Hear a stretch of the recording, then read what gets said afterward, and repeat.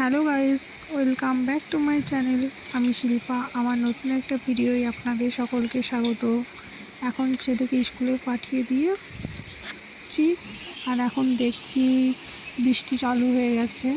আর এখানে তো প্রচণ্ডই বৃষ্টি হচ্ছে, মানে শীতের মধ্যে বৃষ্টি ভালো না লাগলেও কিছু করার নেই।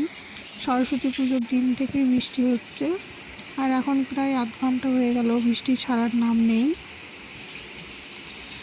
আর এদিকে বৃষ্টির মধ্যেও আমি এখন সমস্ত কাজ সেরে নিয়েছি, ঘর গোছ করা, এদিকে রান্না বান্নাও প্রায় করে নিয়েছি। যেহেতু ছেলে স্কুলে গেছে, স্কুল থেকে আসলেই ও ভীষণ বায়না করে, জেদ করে। আর আজ রান্না করে নিয়েছিলাম মুসুরির ডাল, সয়াবিন কষা আর ভাত। আর এদিকে আমি এখন ভাতটা খাবো, তার জন্য আমার জন্য একটা ডিমের পোস্ট বানিয়ে নিচ্ছি।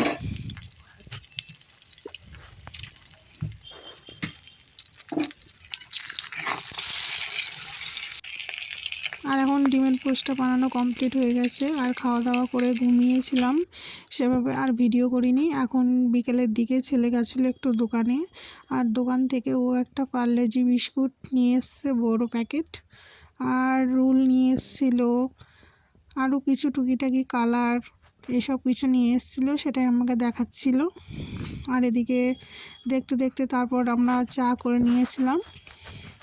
আর এখন মা ছেলে মিলে চাটা খেয়ে নিচ্ছি।